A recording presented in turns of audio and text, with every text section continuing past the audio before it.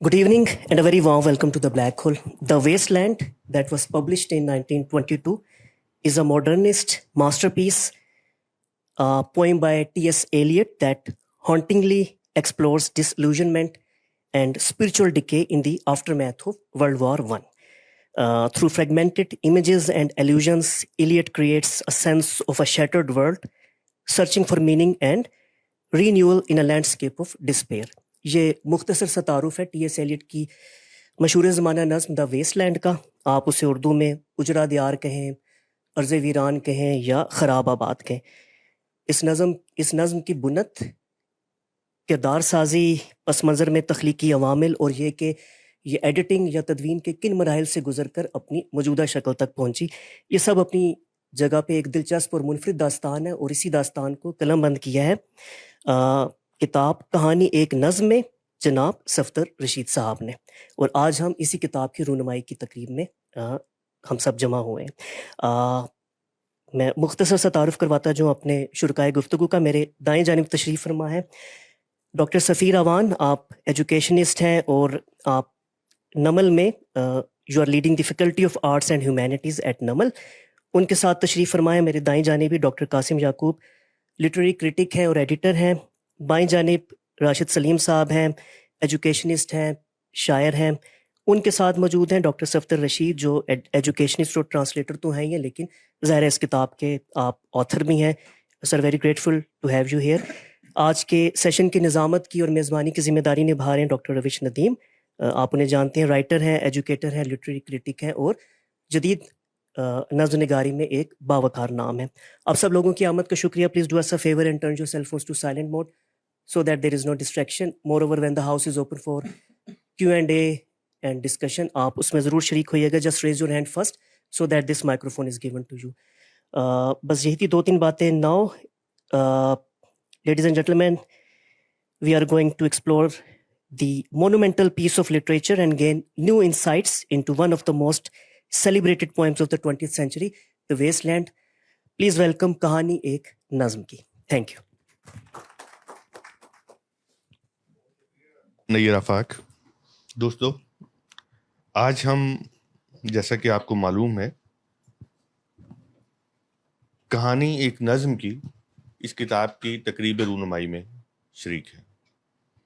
یہ تقریب رونمائی جو ہے ذرا تھوڑا سا ہم مختلف انداز میں یہاں پر کریں گے. میرے اس سٹیج پر شیئر کرنے والے دو اہم نام جو ہیں، جیسا کہ آپ کو بتایا بھی گیا ہے، ایک تو ڈاکٹر سفیر اوان ہے جو کہ ڈین بھی ہیں نمل یونیورسٹی میں اور صدر شعبہ بھی رہے ہیں، اور ان کا تارڑ پر بہت اہم کام ہے. ٹرانسلیٹر ہیں اور کرٹک ہیں. چونکہ ان کا شعبہ انگریزی ہے تو یہ یہاں پر ماہر مضمون کے طور پہ سمجھ لیں، یہاں پر ہمیں اپنے خیالات بھی بتائیں گے اور ایک کرٹک بھی پیش کریں گے. راشد سلیم معروف شاعر ہیں اور یہاں آپ مختلف سائنس اور لٹریچر کے حوالے سے مختلف موضوعات پر ان کی جو ٹاکس ہیں یہاں پر بھی آپ سنتے رہیں، اور دیگر جو ادبی اور علمی محفلیں وہاں پر بھی جانا پہچانا نام ہے. چونکہ ان کا شعبہ بھی انگریزی ہے تو لہٰذا یہ بھی اپنی ماہرانہ رائے اس کتاب پر ٹی ایس ایلیٹ کے ضمن میں دیں گے. اور میرے ساتھ بیٹھے ہیں جناب ڈاکٹر قاسم یعقوب صاحب. قاسم صاحب بھی ایجوکیشنسٹ ہیں اور ایز ڈاکٹر علامہ اقبال اوپن یونیورسٹی میں یہ کام کر رہے ہیں، پڑھا رہے ہیں، اور پاکستان کے علمی ادبی حلقوں میں بہت تازہ تر نقاد کے طور پہ جانے جاتے ہیں. بیشتر کتابیں ان کی جو ہیں وہ علمی اور ادبی حلقوں میں اپنی پذیرائی حاصل کر چکی ہیں. نکات ایک بہت اہم ادبی رسالہ ہے، اس کے یہ ایڈیٹر ہیں، اور اس کے علاوہ بہت ذہین اور بڑے نئے زاویوں سے گفتگو کرنے والے آدمی ہیں. میرے ساتھ بیٹھے ہیں اس کتاب کے مصنف و مرتب جناب ڈاکٹر صفدر رشید. ڈاکٹر صفدر رشید بھی علامہ اقبال اوپن یونیورسٹی میں شعبہ اردو سے وابستہ ہیں، اور یہ ٹرانسلیٹر کے طور پر اپنی پہچان رکھتے ہیں. اب تک ان کی 2-3 کتابیں سامنے آئی ہیں. ایک بہت اہم کام ان کا جو ابتدائی ہے وہ فیض کو انہوں نے ٹرانسلیٹ کیا. بعد میں گرو رجنیش کو انہوں نے ٹرانسلیٹ کیا. ان کی بہت اہم ایک کتاب ہے. اور اس کے علاوہ انہوں نے تراجم کے مختلف مضامین جو ہے ان کو مرتب کیا. یہ کتاب جو ہے یہ بذات خود ایک حیران کن کام ہے ان کا، جو اس وقت بہت کارڈیلی ویلکم ہو رہا ہے اور اس پر ایک ڈیبیٹ بھی جاری ہے. دوستو، 20ویں صدی انسان کی 5-6 ہزار سالہ جو تہذیبی تاریخ ہے اس میں اس لیے تیز تر، منفرد اور چونکا دینے والی ہے کہ اس 100 سال میں انسان نے جو ترقی کی ہے شاید وہ اتنی تیزی کے ساتھ پچھلے 5000 سالہ دور میں بھی نہیں کی. لیکن اس ترقی اور اس انسانی عظمت کے ساتھ ساتھ کچھ ایسے داغ ہیں اس صدی کی پیشانی پر کہ 2 عالمی جنگوں نے نوبادیاتی ہوس کے ساتھ جو ہولناکیاں یہاں پر پیدا کی وہ بھی 20ویں صدی کا ہی شاخسانہ ہے. اس عجیب و غریب صدی میں اور ان 2 عظیم جنگوں کے درمیان ایک ایسی شخصیت نے اپنا نام بنایا جس کو ہم ٹی ایس ایلیٹ کے نام سے جانتے ہیں. انہوں نے ہارورڈ اور سوربون جیسی یونیورسٹیوں سے پڑھا اور رائٹر رہے، فیبر اینڈ فیبر کے ساتھ وابستہ رہے. لیکن ان کا جو کام ہے شاعری کی سطح پر، اس میں دی ویسٹ لینڈ کو جو حیثیت حاصل ہے اور اردو دنیا میں جس طریقے سے اس کو یہاں پر ڈسکس کیا جاتا رہا ہے وہ حیران کن ہے. لیکن اس کے علاوہ ان کی ڈرامہ نگاری ہے اور ان کا بطور مدیر ایک کام ہے جو کئی سالوں کے حوالے سے پھیلا ہوا ہے. بطور نقاد ان کے مضامین بہت اہم ہیں. تو یہ سارا کچھ جو ہے، لیکن اس میں جو حیرت انگیز بات ہے وہ اردو دنیا میں ان کا تعارف اور ان پر ڈسکشن ہے. مثلاً 1960 پہ جمیل جالبی نے ایلیٹ کے مضامین جو ہے وہ ٹرانسلیٹ کر کے مرتب کیے. یہ 9 مضامین تھے. اس کا چوتھا ایڈیشن 1978 میں آیا جس میں 5 مضامین کا اضافہ کیا گیا. اور اس میں جالبی نے لکھا کہ ان سالوں میں ایک باقاعدہ اثر اردو تنقید پر ایلیٹ کا نظر آتا ہے، اور اس حوالے سے انہوں نے پھر 5 مضامین اور اس میں اضافہ کیے. ان کی ایک اور کتاب اس حوالے سے اہم رہی جو کہ ارسطو سے ایلیٹ تک ہے. پھر اسی دور میں آگ کا دریا سامنے آیا. جیسے ہی ہم اس ناول کو کھولتے ہیں قرۃ العین حیدر کے، تو ایک دائیں طرف ایلیٹ کی نظم کا ایک ترجمہ ملتا ہے. وہ بذات خود ترجمہ بہت شاندار ہے اور اتنا حیران کن تاثر قاری پر دیتا ہے کہ وہ ایک قسم کا ایک سمری بن جاتی ہے پورے ناول کی ٹائم کے حوالے سے. اس میں آپ دیکھیے کہ اس نظم میں گوتم کے ساتھ اور ٹائم کے ساتھ، اور پھر بعد میں ہم جب دیکھتے ہیں سدھارتھا کا ترجمہ سامنے آیا اس کے ساتھ اس کی ریلیشننگ. لیکن ایک اور تخلیقی سطح پر کام ہوا اور وہ ہے اختر حسین جعفری کی نظم عذرا پاؤنڈ کی موت پر. وہ ڈسکس ہوئی. پھر ان 4 کے علاوہ محمد حسن عسکری نے جب جدیدیت کے اوپر بالکل آخری عمر میں کام کیا تو وہاں پر بھی اور اس سے پہلے بھی انہوں نے جو اختلاف رائے دیا روایت والے مضمون میں، روایت اور انفرادی صلاحیت والی مضمون پہ، تو یہ بھی جو حسن عسکری کے چاہنے والے تھے ان کے ہاں بڑا اہم مضمون ان کا اختلاف کے طور پہ سامنے آیا. مرزا حامد بے کی یہ کتاب آخری کتاب وہی ہے جو ان رہی، جس میں ان کے ڈرامے، تنقید اور بہت ساری چیزوں پر مختلف کام ہمارے سامنے آتا ہے. اور وہ کام بھی سامنے آتا ہے جو اردو دنیا میں ایلیٹ سے متاثر ہو کر کیا گیا. اور اس کے علاوہ بہت سارے تراجم ہیں جو ویسٹ لینڈ کے یہاں پر کیے گئے. اور ان کی فہرست بھی ہمارے جو دوست ہیں ڈاکٹر صفدر رشید، انہوں نے اس کتاب میں دی ہوئی ہے۔ اس کتاب پر گفتگو پہلے تو ظاہر ہے کہ اس کے آتھر سے شروع کریں گے اور پھر ہم اس گفتگو کو آہستہ آہستہ پھیلائیں گے۔ تو جناب ڈاکٹر صاحب یہ بتائیے کہ آخر محرک کیا تھا اس کتاب کو لانے کا؟ تھوڑی سی کہانی بتائیے، باقی ہم سوال آپ کی گفتگو سے نکالیں گے۔ پہلے اپنی سنا دیں تاکہ ہم نظم کی کہانی سمجھ سکیں۔ شکریہ جناب۔ اچھا، یہ خود آن ہے یہ کہ میرے بھی علم میں نہیں تھا کہ یہ کتاب بن جائے گی اصل میں، اور زیادہ سے زیادہ یہ میرے ذہن میں جو اس کا اولین تھا جب 10 سال پہلے 12 سال پہلے بلکہ میں یہ فیکسیملی ایڈیشن دیکھا جس میں یہ اصل مسودہ جو تھا پاؤنڈ کا، جو پاؤنڈ کو دیا گیا تھا، اور وہ یوں سمجھ لیں کہ نہیں خبر ملی کہ کہاں گیا 45-50 سال، تو یہ چھپا پھر 1971 میں۔ اب یہاں اس تفصیل کی ضرورت نہیں ہے، آپ سب جانتے ہیں کہ مسودے کی اہمیت کیا تھی، پاؤنڈ کی اہمیت کیا تھی۔ تو ہم نے بھی سنا ہوا تھا، اسی طرح بطور طالب علم پڑھا ہوا تھا ان چیزوں کو ہلکا پھلکا۔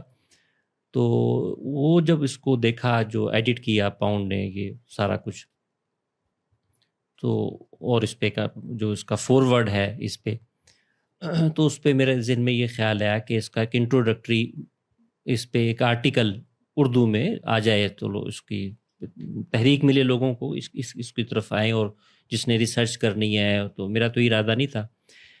اچھا، پھر وہ جب میں اس کے ساتھ لیو کرنا شروع کیا 10 12 14 13 سال کم از کم ہو گئے، تو جاری رہا یہ میرا کچھ نہ کچھ مواد اس پہ، نیٹ کی دنیا اب ہے تو کتابیں ملتی رہیں، آرٹیکلز ملتے رہے، اور اردو میں اس حوالے سے دیکھا مجھے کچھ مایوسی ہوئی نہیں اس کے بارے میں۔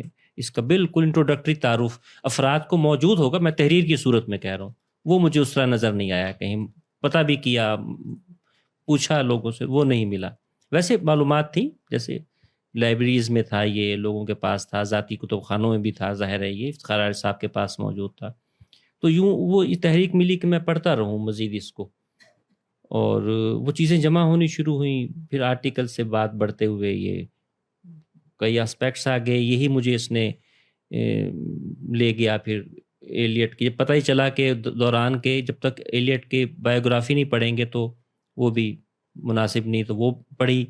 پھر وہاں سے ہوا کہ لیٹرز بھی پڑھنے چاہیے، یہ اپنے آپ ہی سیلف کچھ ہو رہا تھا۔ تو خاص طور پہ جو لیٹرز کی 9 جلدیں ہیں، اس میں سے پہلی جلد اسی ڈیوریشن کی ہے جب تک یہ نظم بننے کا عمل ہے۔ میں لکھا بھی ہے، کہہ بھی رہا ہوں، بننا تخلیق کی بجائے، یہ ایک پوری داستان ہے جو ظاہر کتاب میں ہے۔ وہ 7-8 سال کا سفر ہے ٹکڑوں کا، تو اس عرصے کے پھر لیٹرز بھی میں نے پڑھ لیے، تقریباً پوری جلد خاصی ضخیم ہے۔ تو اس میں جو موسٹ ریلیونٹ تھے، جو اس نظم سے متعلق تھے براہ راست، جس میں وہ بتا رہا ہے کہ جناب میرے ذہن میں ایک نظم کا خاکہ بن رہا ہے، کبھی وہ لکھ رہا ہے، کبھی کہہ رہا ہے تو مجھے وقت ملا تو میں ایک نظم لکھوں گا جو بڑی طویل ہوگی، اس میں یہ ہوگا، اس سے لے کے اشاعت کے مراحل تک۔ تو جب یہ چیزیں ساری ہوتی رہیں تو پھر یہ چلتا رہا کام۔ پھر آخر میں میں نے سوچا کہ یہ تو ممکن ہی نہیں جب تک اس کو ماڈرنزم کے پس منظر میں نہ دیکھیں، جو آپ نے بتایا 20ویں صدی کا آغاز، اس میں جاتے ہیں تو اس طرح یہ چیزیں ہاچ پاچ خاصی جمع ہو گئیں۔ اچھا، پھر جس چیز کو نکالیں نظم کے حوالے سے، ایلیٹ کی زندگی کے حوالے سے، کچھ بھی نارمل میں نہیں تھا۔ ہر بات میں ایک کہانی موجود ہے، خواہ وہ چھپنے کی بات ہو آخر میں، یا کوئی بھی بات اٹھا لیں، اس کی شادی کا معاملہ ہو، اس کے امریکہ سے انگلینڈ آنے کا معاملہ ہو، کوئی بھی بات روٹین کا معاملہ نہیں تھی، سب کے اندر کچھ نہ کچھ کوئی خرابی کی صورت تھی۔ اچھا، اتفاق ہے تمام چیزیں اپنا رول ادا کر رہی تھی، اس کی ذہنی کیفیت۔ پھر میرا دماغ یہاں چلا گیا کہ اصل تو پوئٹ کا دماغ ہی ہے نا، اور اس کی زندگی ہے اور پورا ماحول ہے۔ تو پھر آہستہ آہستہ مختلف لیئرز میں نے سوچنا شروع کر دیا کہ ایک اس کی نجی زندگی کی لیئر ہے، ایک سوسائٹی کی لیئر ہے، پھر ایک لیئر ہے کہ جو اس عرصے میں اس کے تھاٹ پروسیس کو متاثر کیا، ان کتابوں کی، اس عرصے میں جو اس نے پڑھا اور بھی اقرار کیا کہ ہاں یہ میں اس سے متاثر ہوا ہوں، فلانے پوئٹ سے متاثر ہوا، فوک سے متاثر ہوا، سارا کچھ۔ تو یہ ہر بات کے اندر کہانی کا پہلو بھی اور چیزوں میں ربط بننا شروع ہو گیا۔ پھر بس اس کو جب لکھنا شروع کیا تو ظاہر 10-12 سال کا تھا سفر یہ پورا، تو آہستہ آہستہ ہوتا رہا، لیکن آخری 6 ماہ پھر میں نے اس کو بس قلم بند کر دیا، اور اس سے زیادہ کچھ نہیں. البتہ ایک بات ہے جو میں نے خود سے بھی سوال کیا کہ میں آخر بار بار اسی دور کی طرف کیوں واپس آتا ہوں. مثلا خالی کرسیاں اسی دور سے متعلق ہے، تھیٹر آف ایبزرڈ کا پلے، اچھا یہ ہو گیا. اور ایون جو اردو میں میرا مقالہ ہے جو چھپا شمس الرحمن فاروقی، وہ بھی جدیدیت ہے نا. تو یہ میں نے اپنا تجزیہ پھر خود کیا کچھ عرصہ پہلے کہ یہ میں لاشعوری طور پر اس طرف آ رہا ہوں. یا تو یہ ہے کہ کوئی تجلی پڑ گئی میرے اوپر اس دور کی، میں پھنس کے رہ گیا، پازیٹیولی اور نیگیٹیولی دونوں میں پھنس کے رہ گیا ہوں میں. یا یہ ہے کہ مجھے محسوس ہوتا ہے کہ جب تک ہم اس دور کو نہیں سمجھیں گے جو 20ویں صدی کا یہ نصف اول ہے، یہ اتنا اہم ہے دور کہ اس کو ہر سطح پہ سمجھنا، فلسفے پہ اور ادب میں، یہی 2 سب سے بڑے ہمارے پاس ہیں، تاریخ سے زیادہ اہمیت رکھتے ہیں، کہ اس کو ہم سمجھیں گے تو کوئی معنی خیز کام اور بات آج کر سکیں گے، خواہ انگریزی کی بات ہو یا اردو کی بات ہو. اس لیے میں اس سے شاید نکل نہیں پا رہا. بہت شکریہ. اگلے راؤنڈ میں اور بات کروں گا آپ سے، لیکن ایک بات بہرحال طے ہے جہاں پہ آپ نے اپنی بات ختم کی کہ ماڈرنزم پہ. اب 50 اور 60 کی دہائی میں ایلیٹ کی انٹری ہو رہی ہے اردو دنیا میں، اور یہ وہ دور ہے جب پروگریسیوزم اپنے عروج پہ ہے، لیکن اس کو کاؤنٹر کرنے کے لیے اسلامی تحریک، اسلامی ادب کی تحریک بھی چل رہی ہے، پاکستانی ادب کی تحریک بھی چل رہی ہے. لیکن ایلیٹ کی جو انٹری ہے اس کو کاؤنٹر کرنے کے لیے یا اس سے اثرات لینے کے لیے محمد علی صدیقی جیسا بندہ بھی موجود ہے، کلیم الدین احمد جیسا بندہ بھی موجود ہے، حسن عسکری جیسا بندہ بھی موجود ہے. ایک تو یہ ورائٹی ہے. لیکن اس کے باوجود ایک چیز ہمیں نظر آتی ہے کہ وہ پنجاب یونیورسٹی جو کہ ہمارے کلونیل ورثے کی ایک یادگار ہے، اور جو بہرحال ہمارے رائٹ ونگ کا ایک بہت مرکزی ادارہ ہے، یہاں کسی لیفٹسٹ کی انٹری نہیں ہو سکی. لیکن یہ ہے کہ اس ادارے کے نصاب میں جب یہ شامل ہوا ایلیٹ، اور اس کے بعد اس نے ایک راج کیا، اس نے میرا خیال ہے کہ 3 نسلیں جو ہیں وہ بنائیں ایلیٹ کے مضامین نے، اس کی تنقید نے، اور بعد میں اس کی جو ویسٹ لینڈ ہے اس نے. اور اس سے جو فائدہ اٹھایا گیا وہ روایت پسندوں نے اٹھایا، اور اسی کے ساتھ جو جدیدیت پسند تھے انہوں نے بھی اٹھایا.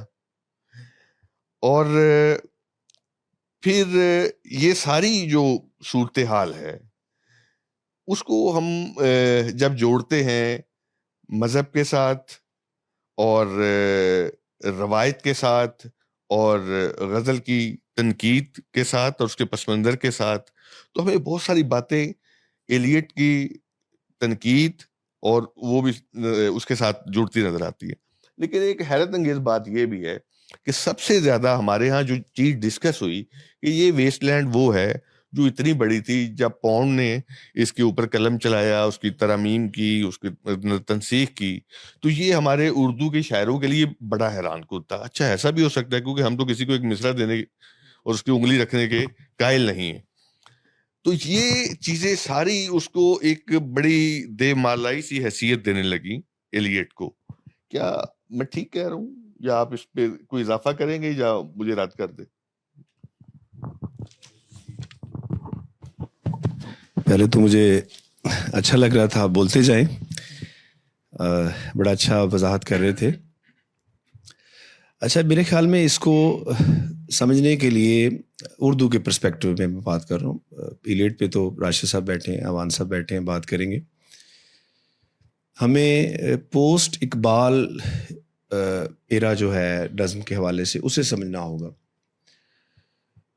اقبال کے بعد جو نظم ہے وہ کولیکٹیو جو میٹافر تھا وہاں سے شفٹ ہوئی ہے، اور انفرادی جو استعارہ ہے یا میٹافر جو ہے وہ اس میں ڈھلی ہے. مجید امجد دیکھ لیں، اس کی بڑی مثال ہے 40s کے اندر جو بڑے نام آئے. پھر راشد 41 میں ماورا آئی، فیض کسی حد تک انہوں نے نقش فریادی میں جو ہے ایک فضا بنانے کی کوشش کی. اس سے بڑھ کر میرا جی، ان کی جو نظمیں تھیں وہ 40s میں ہی سامنے آئیں. تو لہٰذا وہ جو پوسٹ اقبال جو نظم ہے، جو کہہ لیں کہ وہ صرف تھیم کی فارم میں نہیں بدلی، انہوں نے کرافٹ میں بھی، ٹیکنیک میں بھی، ہر حوالے سے بدلی. اور جو بنیادی تھیم تھا اس کا وہ اجتماعی نہیں تھا، وہ نفسی حوالے سے وہ زیادہ اظہار کرنے لگی. اور ایک کمپلیکسٹی تھی وہ پیدا ہوئی ہماری نظم کے اندر، اور بہت بڑے پیمانے پہ کمپلیکسٹی پیدا ہوئی.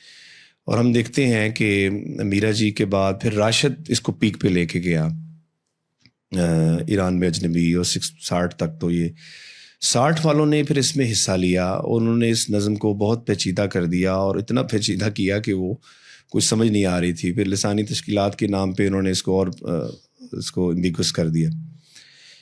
ایلیٹ کی انٹری اس ریفرنس میں میرے خیال میں دیکھنی چاہیے کہ نظم جو ہے وہ ہمارے ہاں اتنی کمپلیکس ہو گئی تھی.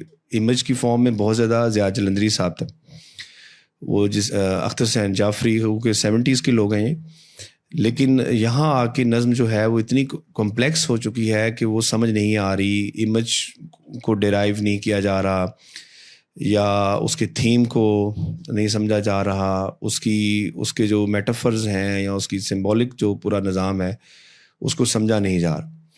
تو ایلیٹ کی انٹری اس ریفرنس میں آئی، اور انہوں نے متعارف کروایا. ویسٹ لینڈ کے 3-4 تراجم ہوئے، انیس ناگی صاحب کا ترجمہ غالباً اسی دور میں ہوا، 70s 60s میں ہوا.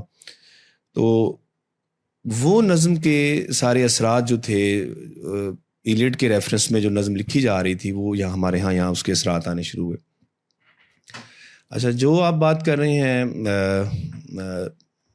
حسن عسکری کے ریفرنس میں، انہوں نے تو خیر بحث ہی ٹریڈیشن کی اٹھائی، روایت کی اٹھائی. اور روایت کلیکٹیو روایت ہوتی ہے، دھرتی سے جڑی ہوئی کلیکٹیو روایت ہوتی ہے، یا ادب کی روایت کیا ہوتی ہے، وہ ایک کلیکٹیو فارم میں آ رہی ہوتی ہے، یا وہ ایک میٹا فزیکل کسی نظریے سے جڑی ہوتی ہے. انہوں نے اس ریفرنس میں میرے خیال میں اٹھایا حسن عسکری صاحب نے اس کو، اور انہوں نے رد کر دیا، اور اس پہ زیادہ بحث بھی نہیں کی میرے خیال میں، نہ اس زیادہ ہوئی، کیونکہ ان کا جو پورا پوائنٹ آف ویو تھا وہ میٹا فزیکل ٹریڈیشن کے ساتھ چیزوں کو جوڑنے کے حوالے ریفرنس میں تھا. تو میرے خیال میں یہ جو صرف اس حوالے سے میں بات کر رہا ہوں کہ نظم جو ہے ہمارے ہاں زیادہ ڈسکس ہوئی ایلیٹ کی 60s میں، وہ اس کے پیچھے ایک بیک گراؤنڈ بن چکا تھا. اور راشد نے، خاص طور پہ راشد کی نظم نے وہ ایک فضا بنائی تھی. لسانی تشکیلات والوں نے اس کو اور امبیگوس کر دیا تھا. میرے خیال اس ریفرنس میں زیادہ وہ آپ کی بات ٹھیک ہے. مثلاً کچھ میں نے مضامین پڑھے جس میں یہ تاثر تھا کہ 71 تک ایلیٹ جو ہے وہ خود ویسٹ کے اندر بھی پرانا ہو چکا تھا. ایوولوشن کچھ اسپیڈ سے ہوا. تو آپ جو کہ بہت جدید جو سوالات اور تصورات ہیں تنقید کے، اس کے ساتھ بھی جڑے ہوئے ہیں، آپ کے لیے کتنا انٹرسٹ ہے ایلیٹ کے حوالے سے آپ کے اندر؟ یہ تو ہمارے ہاں بہت اثرات ہیں ابھی تک. ماڈرن نظم جو ہے، ہم تو ماڈرن نظم کے ابھی تک ایرا میں ہیں. میرے خیال میں پوسٹ ماڈرن نظم تو ابھی ہمارے ہاں اس طرح لکھی بھی نہیں جا رہی، نہ سمجھی جا رہی ہے. اس نظم کے ریفرنس میں تو میرے خیال میں ہم ابھی تک نہیں لکھ پا رہے اس طرح. تو یہ ایک موٹیویشن ہے بہرحال. اور اس نظم کے ریفرنس میں ہماری ابھی اتنی نظمیں پڑھی ہیں. اگر ہم شروع کریں حسن کوزہ گر سے، کہ وہ اتنی پیچیدہ نہیں ہے، یا گماں کا ممکن ہے راشد کی، اور باغ دنیا ہے، یا آگے آئے آئینہ خانہ ہے، اور آفتاب اقبال شمیم صاحب کی زید سے مکالمہ تک. ہمارے سعید صاحب نے ابھی نظم لکھی ہے 21ویں چاند کی رات. تو یہ پیچیدہ فنومینا ابھی تک موجود ہے میرے خیال میں. تو یہ ابھی ہمارے یہاں ریلیونٹ ہے. اسے نہیں ہونا چاہیے یا کیسے ہونا چاہیے الگ بحث ہے. لیکن ہمارے یہاں منظر وہ بہرحال موجود ہے. تھینک یو، اس والے سے thank you very much. Doctor سفیر، دیر ہو گئی آپ کا کہتے آتے ہیں. یہ بتائیے کہ آپ اس کتاب کو کیسے، اپنا تاثر دیجیے اس کتاب کے حوالے سے. آپ جس کو دیکھا ہے، پڑھا ہے، آپ انگریزی کے استاد بھی ہیں اور ظاہر ہے کہ اس کو آپ نے پڑھایا بھی ہے. کائنڈلی. جی بہت شکریہ. جو ڈاکٹر صفدر رشید صاحب کی کتاب ہے کہانی ایک نظم کی، بذات خود اس کا ٹائٹل جو ہے وہ بڑا ریویلنگ اور ٹیلنگ ہے کہ یہ ایک نظم کی کہانی ہے. اور میرے خیال میں دس از perhaps the only poem in the history of any literature that has such a long and complex story behind it. جیسے رائٹر نے خود بھی کہا ہے کہ اس کی کنسیپشن سے لے کے اور اس کی کمپوزیشن اور اس کی ایڈیٹنگ اور پبلشنگ اور پھر اس کے اوپر جو سارا ایک تنقید کی پوری تاریخ ہے اور اس کی ریسیپشن یعنی کرٹیکل ریسیپشن، ان سب میں اس کے ہر ایک سٹیج پہ کوئی نہ کوئی کہانی ہے. اور بعض کہانیاں بڑی یعنی دلچسپ بھی ہیں اور بعض جو ہیں وہ خود رائٹر لکھنے والے کے لیے وہ تکلیف دہ بھی تھیں. میں جب اس کی برکردانی کر رہا تھا میں اس کو اس طرح تو نہیں پڑھ سکا، چونکہ مجھے لگا کہ میں شاید اس سے کوئی بہت زیادہ فائدہ نہ اٹھا سکوں، چونکہ میں نے جب ویسٹ لینڈ کو پڑھا تھا خود بہت بحیثیت طالب علم کے، اور پھر ایک دفعہ دو دفعہ پڑھایا بھی صحیح بحیثیت استاد کے، تو وہ پھر ایک بڑا ایگزاسٹو قسم کا آپ کو یعنی ریڈنگ اس کی ساری کرٹیکل ریسیپشن کے بارے میں، اس کے اوپر جو رسپانسز آئے وہ. تو برگردانی کے دوران ایک جگہ پہ یعنی وہ جو کہانیوں کی بات کر رہے ہیں ان میں سے ایک کہانی یہ ہے جو انہوں نے ڈاکٹر صاحب نے لکھی ہے کہ ٹی ایس ایلیٹ اور برٹن رسل کا کیا افیئر تھا. مطلب یہ افیئر ان دا سینس ان کا آپس میں نہیں تھا، لیکن برٹن رسل was accused of this thing that he had an affair with elites wife. تو وہ جو یعنی ایک گراؤز کی بات کرتا ہے نا، اور جس کا ترجمہ ڈاکٹر صاحب نے شروع میں لکھا ہے کہ یہ نظم جو ہے یہ کوئی کسی جنریشن کی بات نہیں ہے، یہ کسی طرح کی کوئی کسی عہد کی ریفلیکشن نہیں ہے، یہ لاسٹ جنریشن کا کوئی مقدمہ نہیں ہے، یہ محض میرے اندر کا جو ابال تھا، جو غصہ تھا، اس کو ہی میں نے باہر نکالا ہے. تو اس کے پیچھے اسی طرح کی باتیں. تو انہوں نے اس کو لکھا کہ انہوں نے اس کی وائف سے شادی کر لی. میرے خیال میں شاید آپ نے شادی کرنی، بہرحال تو وہ جو بھی ان کا افیئر تھا وہ اس سے وہ ساری عمر اسے چونکہ بہت اچھی لگتی تھیں عورتیں، اپنا رسل کو ہر ایک کو ہی لگتی ہیں یقیناً، لیکن اس نے چونکہ 4 شادیاں کی، رسل نے، معروف ہے بڑا اس سلسلے میں کہ پوری فلسفے کی تاریخ میں یا تو پہلے فلسفی نے شادی کی یعنی سقراط نے، اور جب پھر اس جو موسٹ نون ہے ہمارا 20th سینچری کا یعنی درمیان میں کسی نے نہیں کی، کسی فلسفی نے کبھی شادی نہیں کی، لیکن اس نے آ کے پھر سب کا بدلہ اس طرح اتارا 4 شادیاں کر کے.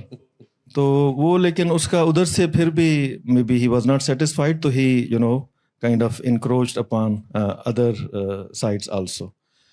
اچھا، اس کو میں لنک کرنا چاہ رہا ہوں ایک اور بات کے ساتھ جو آپ نے کی، روایت کی اور اردو میں اس نظم کی ریسیپشن. یہ چونکہ ہمارا سب سے زیادہ تو چونکہ اس کو آپ نے اردو میں کیا ہے، اردو میں یہ کتاب ہے، تو اس پہ ہمیں زیادہ بحث کرنی چاہیے، بات کرنی چاہیے، اور ہم آڈینس بحیثیت پاکستانی بھی ہمارا زیادہ یہی مدعا ہے. تو میں یہ سمجھتا ہوں کہ ایلیٹ نے اس سلسلے میں اپنے آپ کو خود بہترین انداز میں ڈیفائن کیا ہے. It's a kind of self definition that he has given to the world. اور وہ کیا ہے جب وہ یہ کہتا ہے کہ I am a Catholic by religion and in politics I am a Republican and in literature I am a classicist. تو اب آپ یہ تینوں جو اصطلاحیں ہیں یعنی کیتھولسزم ہے، کلاسسزم ہے اور ریپبلکنزم ہے، یہ تینوں کس جانب اشارہ کرتی ہیں؟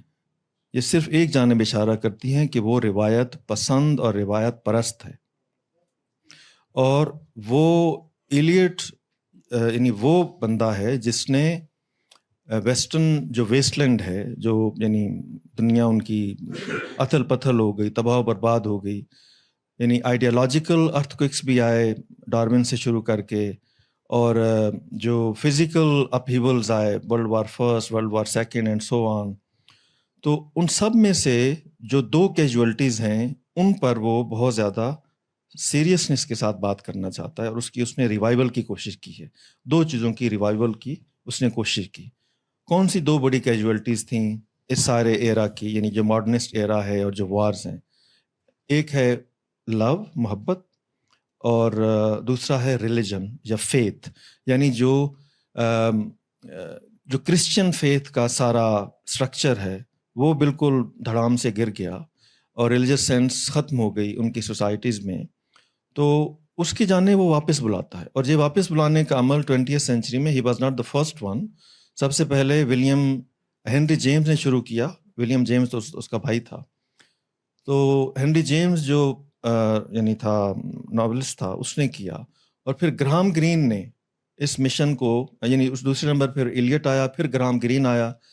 تو گراہم گرین اور یہ کنٹمپریریز بھی ہیں، یہ اس کے بعد بھی ظاہر گرین تو لکھتا رہا. اب گراہم گرین بھی جو ہے وہ ایک بہت ہی اسٹرکٹ قسم کا، اسٹانچ قسم کا کیتھولک ہے. یہ الگ بات ہے کہ وہ ایک سیریل فورنیکیٹر بھی ہے، تو اس کی زندگی بھی بڑی یعنی دلچسپیوں سے بھری ہوئی ہے، اور آپ اسے پڑھنا چاہیں تو آپ کو بڑا مزہ آئے گا. لیکن یہ جو تینوں اصحاب ہیں، یعنی جو انگریزی میں لکھ رہے تھے اور سارے لٹریچر کے ایک ستون تھے اس دور کے اور ماڈرنزم کے، اور پھر جب پوسٹ ماڈرنزم کی طرف یعنی تھیوری یا فلسفے کی حد تک وہ چیزیں جا رہی تھیں، لیکن لٹریچر میں وہ والے ٹرینڈز ماڈرنسٹ وہ جاری و ساری تھے. تو اس میں اس نے یہ کوشش کی. اب آپ دیکھیں کہ اس کی ساری نظم کا پورا سٹرکچر وہ ٹریڈیشنلسٹ ہے. وہ سارے جو ریفرنسز ڈیرائیو کر رہا ہے وہ روایت سے کر رہا ہے. وہ مذہب کو، کرسچینٹی کو، یعنی مذہب سے مراد اس کی یعنی کرسچینٹی، اس لیے وہ ویسٹ لینڈ میں اس کو کہتا ہے come to the red rock.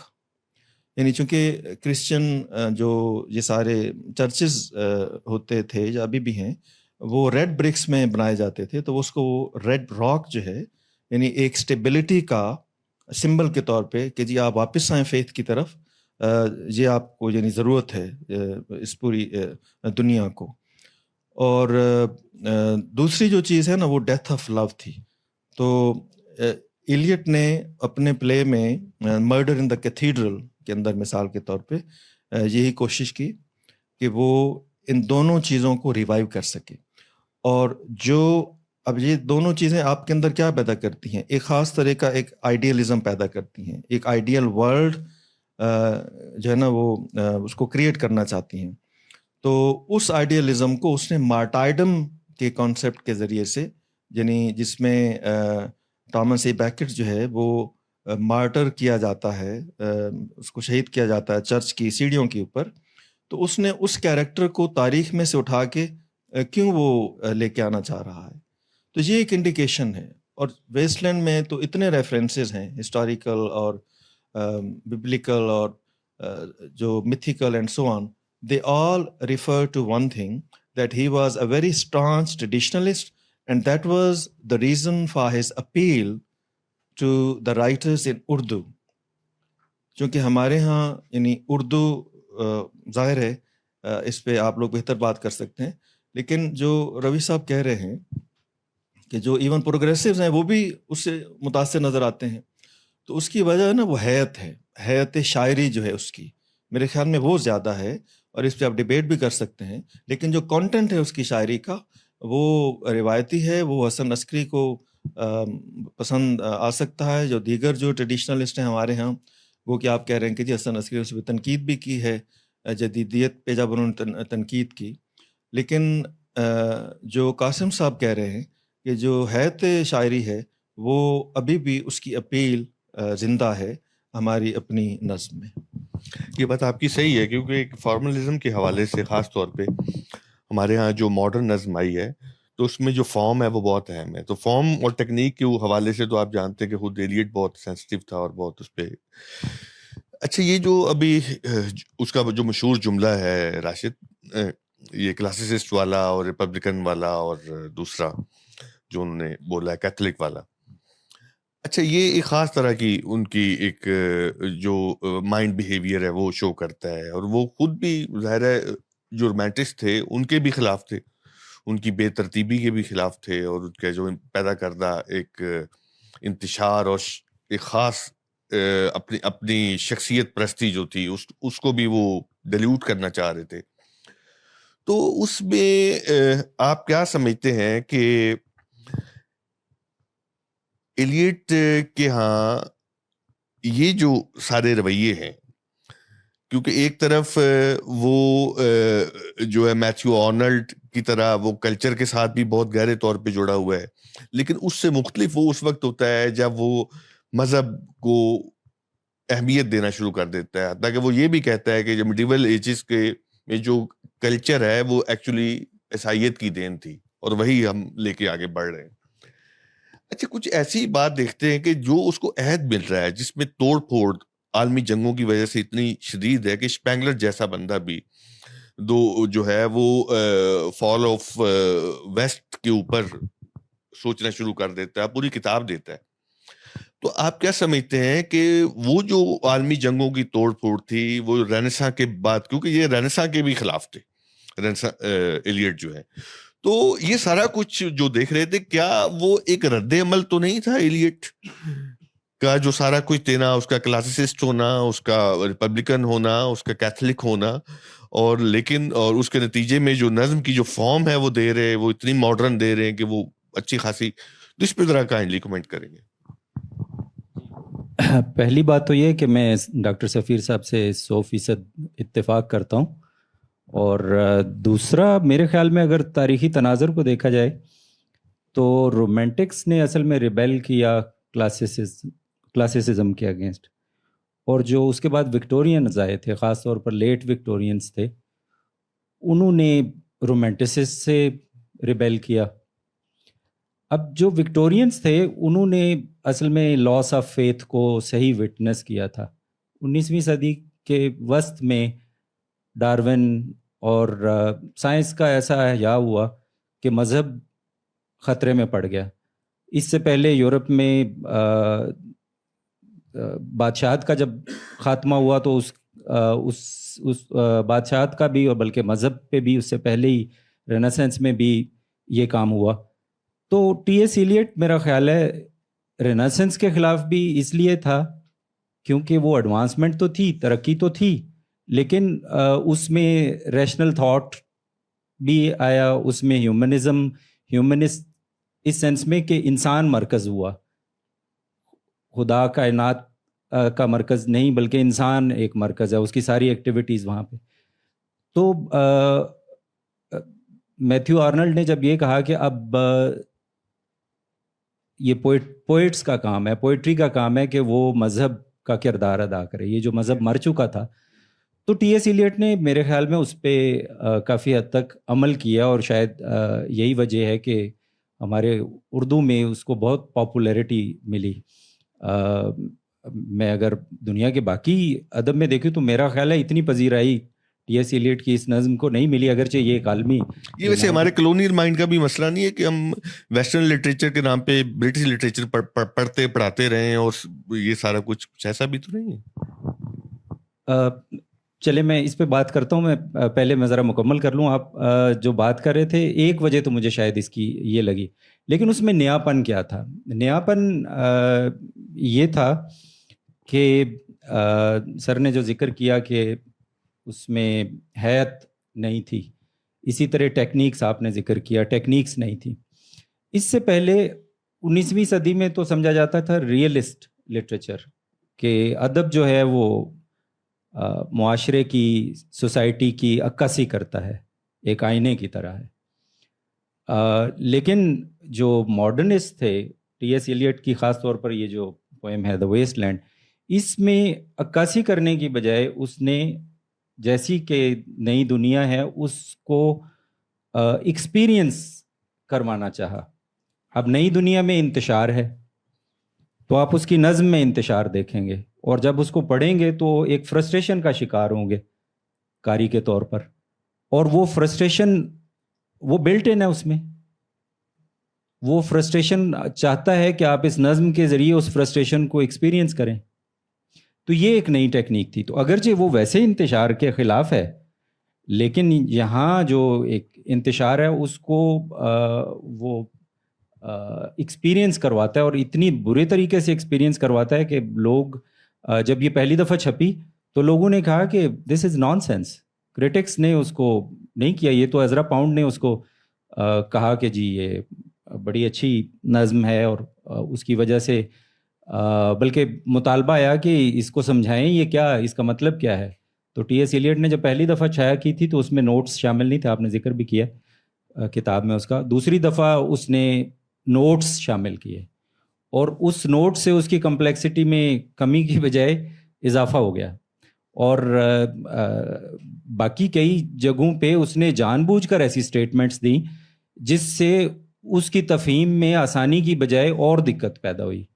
میں یہ سمجھتا ہوں جو اس نے یہ کہا نا کہ یہ میرا ذاتی جو نجی معاملہ تھا وہ بھی اس کنفیوژن میں اضافہ پیدا کرنے کے لیے شاید اس نے کہا, کیونکہ یہ جدید آدمی کا المیہ ہے, 20ویں صدی کا جو انسان ہے, خاص طور پر جو جنگوں کا آپ نے ذکر کیا.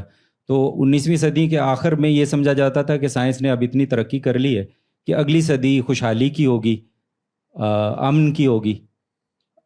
لیکن 20ویں صدی کا آغاز ہی کریملن وار سے ہوا اور پھر فرسٹ ورلڈ وار اور پھر بعد میں ابھی تک آپ دیکھ رہے ہیں 21ویں صدی تک یہ سلسلہ چلتا آ رہا ہے کہ سائنس کی ترقی سے خوشحالی آنے کی بجائے الٹا نقصان ہوا. وہ اتنا ماضی میں کسی جنگ میں نقصان نہیں ہوا تھا جتنا اب طاقتور اسلحے کی وجہ سے ہمارا نقصان ہوتا ہے. فیتھ کے حوالے سے اس نے تھوڑا سا اس کو, چونکہ فلسفی کا بھی بہت بڑا طالب علم بھی تھا, بلکہ ڈگری صرف اس نے نہیں لی ورنہ تو وہ عالم تھا بہت بڑا. تو ایسٹ کو بھی اس نے ایسٹرن فلسفی کی طرف نظر کی, خاص طور پر جو آخری اس کا واٹ دا تھنڈر سیڈ, تو وہ ڈا ڈا ڈا یا جو 3 ہمارے بدھسٹ فلسفی کو اس نے ایک قسم کا سلوشن بنا کے پیش کیا کہ محض اس کو ایک ٹھیک ہے وہ ریڈ راک کی طرف بھی بلا رہا ہے لیکن آخر میں یہ جو ڈیزائر ہے جس کی وجہ سے فائر سرمن اصل میں اسی میں ہی ہے. فائر کا ایک تو فائر کی سمبل یا علامت اس کے لیے ہے نا پرگیشن کے لیے, تطہیر کے لیے. پانی سے بھی ہو سکتی ہے, آگ سے بھی تطہیر ہو سکتی ہے. دوسری فائر جو ہے وہ ڈیزائر کی علامت ہے. تو وہ یہ سمجھتا تھا کہ جدید آدمی کا جو المیہ ہے وہ ڈیزائر کی وجہ سے ہے اور شانتی تک پہنچنے کے لیے بدھا کی فلسفی وہ ضروری ہے. لیکن اس کو آپ کرسچینٹی اگر نہیں بھی کہتے تو وہ فیتھ کی طرف بہرحال اس کو ریٹرن کرنا چاہتا تھا. اور جو 2 کیجولیٹی کا ذکر کیا سفیر صاحب نے, میں چاہوں گا کہ اس میں تیسری کا بھی اضافہ کر لیں.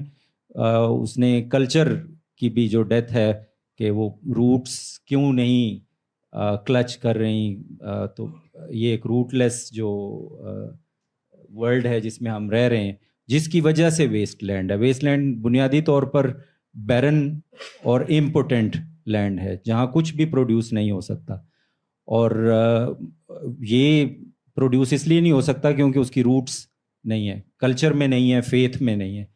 تو یہ اس کا بنیادی تھیم ہے جس کی وجہ سے میرا خیال ہے حسن عسکری صاحب کو بہت پسند آئی.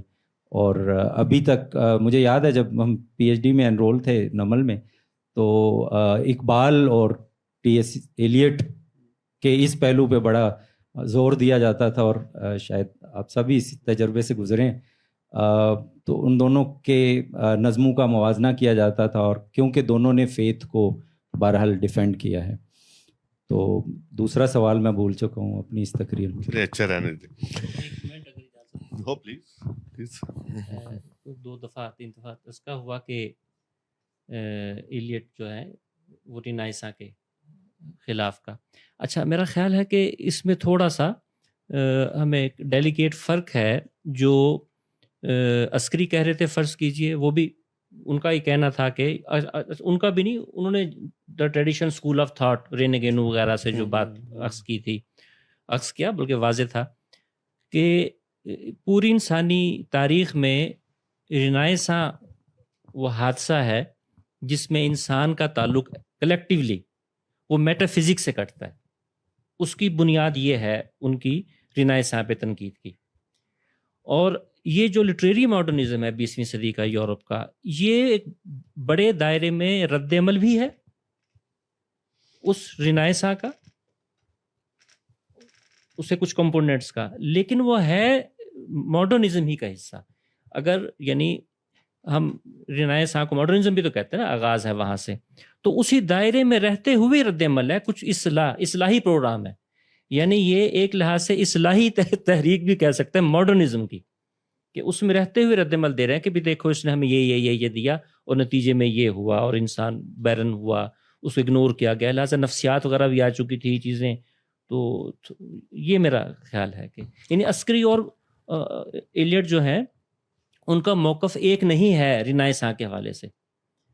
وہ ماڈرنسٹ ہی ہیں ان معنوں میں جو رنائساں والی ہے، لیکن اصلاحی پروگرام کے ساتھ.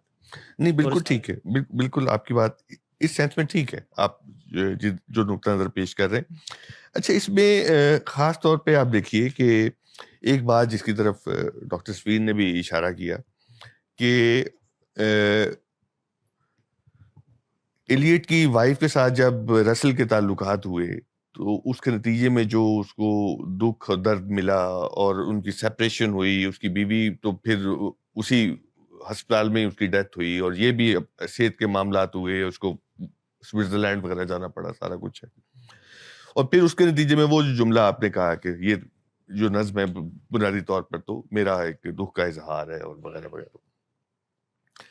تو کیا ہم جو اس میں سے بڑے میننگ نکالنے کی جو کوشش ہے، یا اس کا جو ایکسپریشن اس نے جو جس سطح پہ دیا ہوا ہے، تو کیا ان میں کوئی ریزیمبلنس ہے یا یہ محض ایک نکات کی کاروائی ہے؟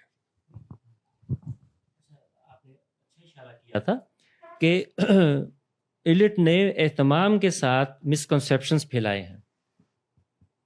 ان کی ان باتوں پہ نہیں جانا چاہیے، جیسے یہی بات ہے کہ اس کو یوں لیا جائے، اور کئی جگہوں پہ ایسے ہے. ایون اس نے جو نوٹس دیے ہیں بظاہر ہے کہ اس کی کر رہا ہے، لیکن اس نے کمپلیکس کیا، اور وہ ہرگز جو ہے وہ اس طرح کے ایلیوژن نہیں ہے کہ جناب ہماری تلمیح نہیں ہے، وہ یا تو تلمیح کے طرز پہ ہوتے ہیں نا. اس نے بالکل نیا تجربہ کیا، اس کے واقعے کے فرض کیا یا جو بھی ریزیمپلنس ہے ماضی سے، چاہے شیکسپیئر کے کسی کریکٹر سے ہے، اس کے بالکل مختلف معنی ہیں اس میں. جو اس نے جہاں سے ٹیکسٹ لی ہے، وہ جو کوٹیشن آ رہی ہے کوئی، اس کے ہرگز وہ معنی نہیں ہے جو اس ناول میں یا ڈرامے میں یا مائتھالوجی میں موجود ہے. تو وہ مسلیڈنگ ہے. لہٰذا اس نے پورا اہتمام کیا ایلیٹ نے کہ وہ یعنی ریڈر کو اس کی ایک تو چوکنا رہنے کی ضرورت ہے، یہ سادہ نہیں معاملہ. اور دوسرا یہ کہ یہ بھی بہت ہمیں سادہ ہوگی کہ پھر تو وہ بالکل وہی معاملہ بن جائے گا جو پھر ہمارے ذاتی دکھ کی وجہ سے یہاں ہماری غزل میں بھی ہے. وہ دیکھ تو اتنا سادہ نہیں ہے، اس کے دکھ تھے، یقیناً ذاتی دکھ تھے. اب یہاں ہمیں میرے خیال پھیلانے کی ضرورت ہوگی کہ اس کے ذاتی دکھ میں محض یہ نہیں ہے، وہ اس کے ذاتی دکھوں کے اندر ورڈ وارز بھی ہیں، اس کے ذاتی دکھ کے اندر کلچر کا مسئلہ بھی ہے. پوری کتاب دی ہے اس نے، آرٹیکلز ہیں کلچر کے موضوع پہ، اور ڈکلائن آف دا ویسٹ والی جو ہے وہ بھی ہے. یہ ساری باتیں ہیں کیونکہ اس کا جو ہورائزن ہے وہ بہت بڑھ چکا تھا. اشارہ کیا آپ نے، وہ سنسکرت وہ جانتا تھا، وہ یعنی ایسٹرن ریلیجنز جو ہیں ان سے واقفیت تھی اس کی. تو لہٰذا وہ صرف ایک لحاظ سے صرف مغرب کا آدمی نہیں ہے ان معنوں میں، اس کی نظر میں یہ ساری چیزیں وہ تھیں مطالعے کی بنیاد پہ بھی. اور وہ یعنی یہاں عسکری اور وہ میں سمجھتا ہوں کہ ایک ہو جاتے ہیں. دونوں کا کہنا یہ ہے کہ ہمیں پوری روایت لینی ہے، ہم پک اینڈ چوز نہیں کر سکتے. لہٰذا وہ اپنے ادب کے اندر رہتے اگر وہ یہ بات کہہ رہے ہیں کہ ہمیں وہ لینی ہے پوری یعنی ہومر سے لے کے آج تک کے لٹریچر کو ایک ہی اس میں ہم نے لینا ہے، تو یہی بات عسکری کہہ رہے ہیں کہ ہم نے پورے ہندوستان کی روایت کو لینا ہے، پک اینڈ چوز نہیں کرنا. اس میں مغل بھی آئیں گے، اس میں اچھے برے سارے آئیں گے. تو مراد ہے کہ یہ اس طرح، تو یہ اس کے مسئلے تھے. اچھا اشارہ کیا آپ نے ڈاکٹر قاسم کہ یہ بتائیے کہ جو نظم ماڈرن نظم یہاں پر ہندوستان میں آ رہی تھی، خاص طور پہ تصدق حسین خالد سے اور راشد وغیرہ سے شروع ہوئی اور میرا جی سے ہوتے ہوئے آگے تک رہی، 60s تک آئی، تو اب ظاہر ہے کہ اس کے پیچھے تو وہ فرینچ لوگ تھے جنہوں نے ملارمے وغیرہ جو تجربہ کر رہے تھے، جو نسی نظم بھی لا رہے تھے اور وغیرہ وغیرہ ان سارے بھی. اور ٹھیک اس وقت انڈسٹریل ریولوشن جو ہے وہ اپنا کام کر رہا تھا. انڈسٹریل ریولوشن کا جو اپنا گیون ماڈرنزم ہے، جس میں آپ کے یہ سارے اس کی جو ذیلی چیزیں آتی ہیں، ایبسٹریکٹزم، ایپلرڈزم، ڈاڈاازم، یہ سارا کچھ جو آتا ہے. اب ہولی سولی اتنا بڑا ماڈرنزم جس میں انسان اتنا بڑا جمپ لے رہا ہے، اور وہ جو یورپ ہے اس کی خوشحالیاں جس لیول پہ چلی جاتی ہے اپنے کلونیلزم کی طرف سے کی وجہ سے، اور ساتھ جب ایڈ ہوتا ہے یہاں کا را مٹیریل، یہاں کی محنت اور یہاں کا جو ویلتھ ادھر ٹرانسفر ہوتی ہے، اور اس کے نتیجے میں جو انڈسٹریل ریولوشن کے نتیجے میں جو سارا کچھ سپیڈ اپ ہوتا ہے.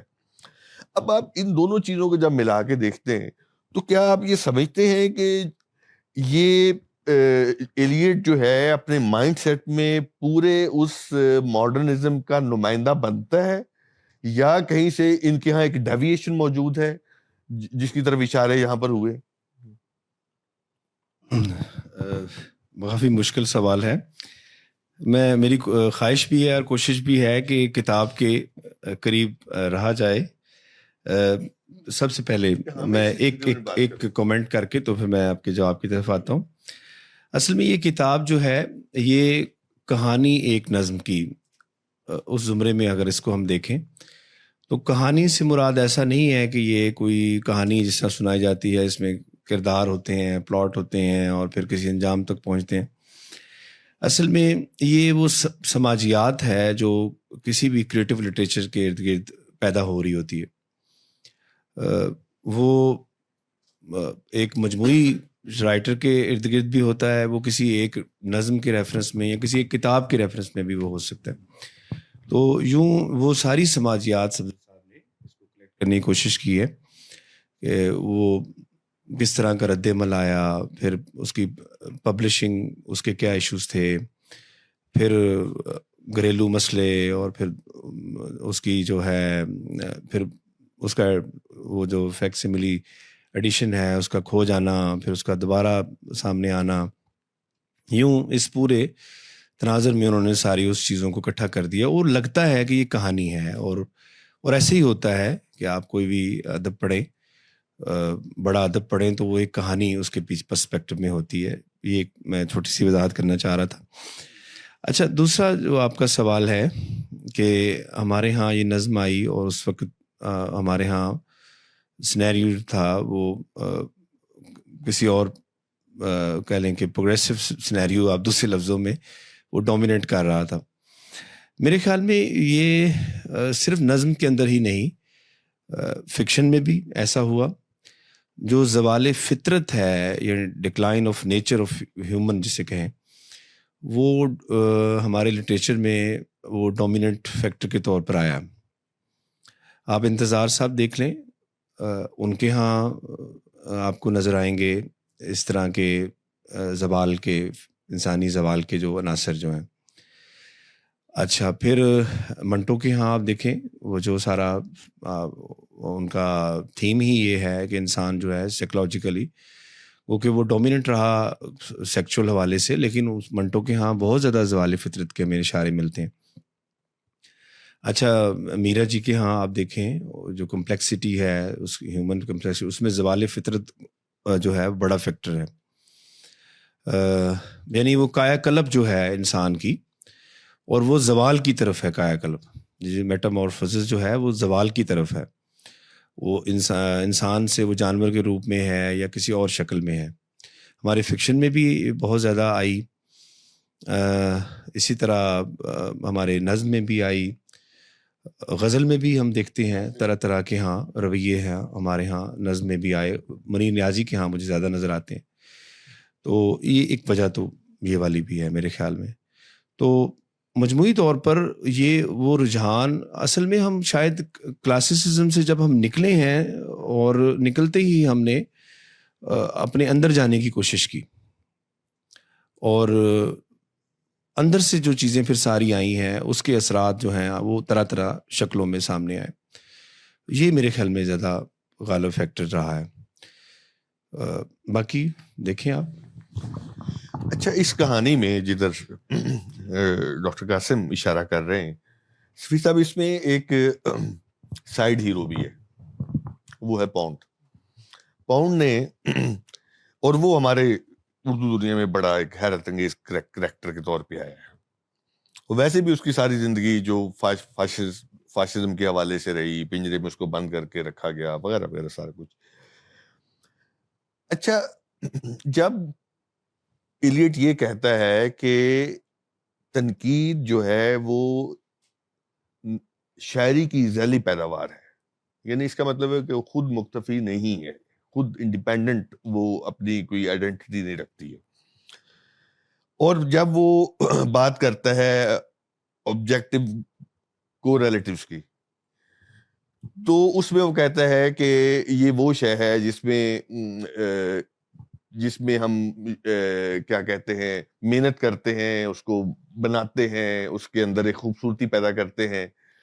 اس جذبے اور اس تاثر کو جو شاعر کے پاس ہوتا ہے, اور ہم اس فن پارے کو کچھ ایسے سجاتے ہیں, ترتیب دیتے ہیں, بناتے ہیں تاکہ وہ قاری کے اندر وہ والا تاثر پیدا کر سکے جس کا اندازہ اس کو رائٹر کو ہوتا ہے. اچھا یہ جو گفتگو ہے یہ اس کی تنقید میں ہمیں جا بجا ملتی ہے.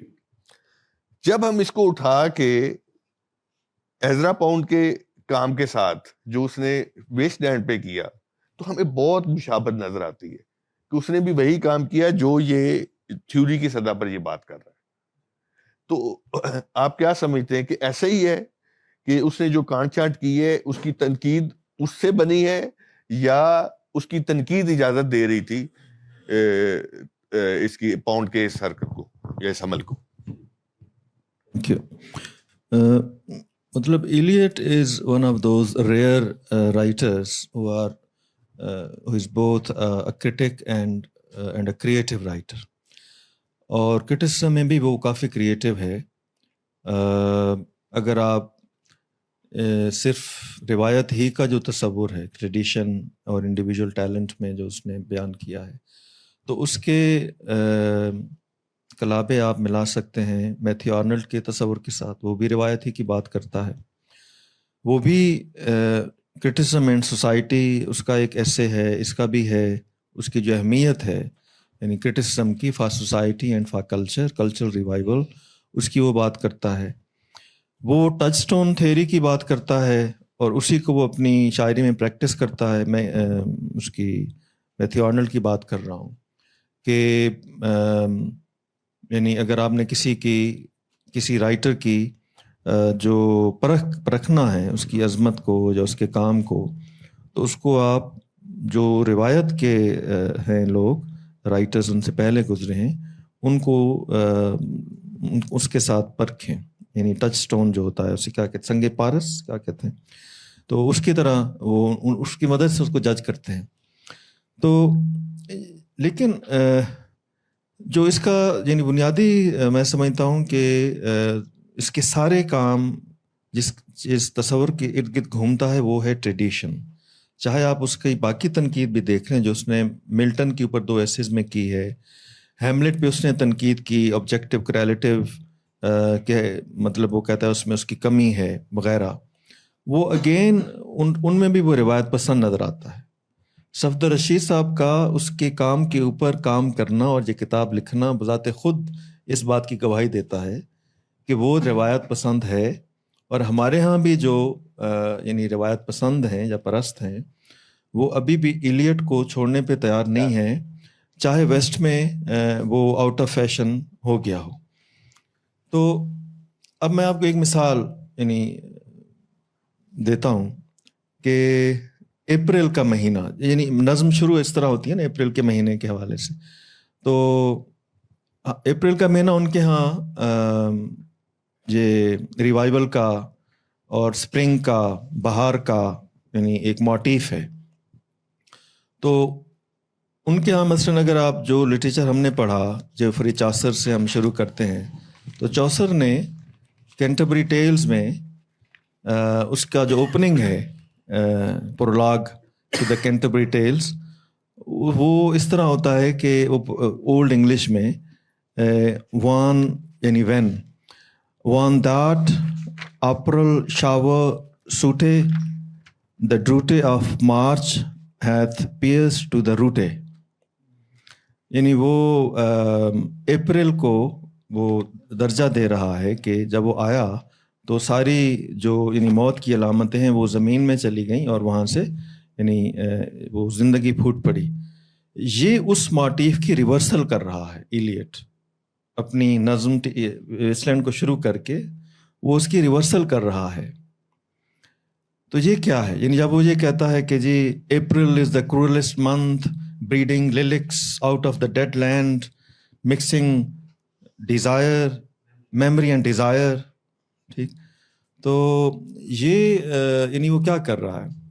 تو اس طرح کی جو کنفیوژنز ہیں کہ ایک طرف وہ روایت کو ریوائیو کرنا چاہتا ہے, مذہب کو ریوائیو کرنا چاہتا ہے, ریلیجس سینس انکلکیٹ کرنا چاہتا ہے, اور جو ببلیکل کلچر ہے جو راشد صاحب کہہ رہے ہیں اس کو جو ہے وہ زندہ کرنا چاہتا ہے.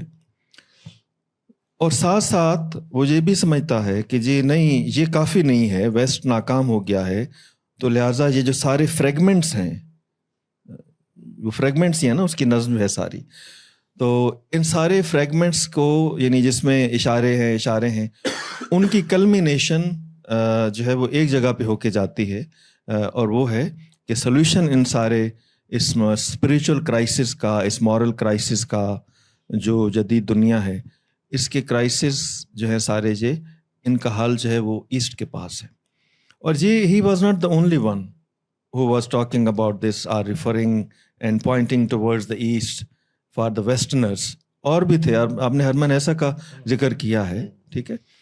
تو ایسا چونکہ پیدا ادھر ہوا, سارے مذاہب اس کے گھر میں پریکٹس ہوتے تھے, کرسچینٹی, اسلام, ہندوازم, جینزم, بدھزم, تو اس لیے وہ ان چیزوں کا ملغوبہ تھا. تو ایلیٹ بھی اور جو ظاہر امریکن ٹرانسینڈنٹلسٹ ہیں ان وہ سارا دور ہی ایسا تھا کہ اس کے اوپر اس کے اثرات, تو وہ جو اس کا حل دیتا ہے نا, اس پہ شاید پھر ہم بعد میں آگے بات کر لیں کہ وہ اس سارے کرائسس کا حل آخری جو 3 الفاظ ہیں جو پراجاپتی کے, ان کو ان سے وہ ہمیں کیا بتانا چاہتا ہے, شاید ہم اس پہ بعد میں بات کر لیں. Thank you. راشد, یہ جو کتاب ہے اس کا سب سے مزیدار بات آپ کو کیا لگی, اس کی سب سے مزیدار بات آپ کو کیا لگی اس کتاب کی؟ اب جو ہے اس پہ مجھے یہ لگا کہ صفدر رشید صاحب جو ہیں وہ ماہر آثار قدیمہ ہیں. ایک پیس ان کے ہاتھ آ گیا ہے اور اب یہ دوسرے پیس تلاش کر رہے ہیں, اور یہ ایک پوری اس سے انہوں نے کہانی بنائی. کہانی تو ہسٹورینز بناتے ہیں, کہانی تو نہیں ہوتی, یا تو لٹریری آرٹسٹ لکھتے ہیں یا پھر ہسٹورینز بناتے ہیں.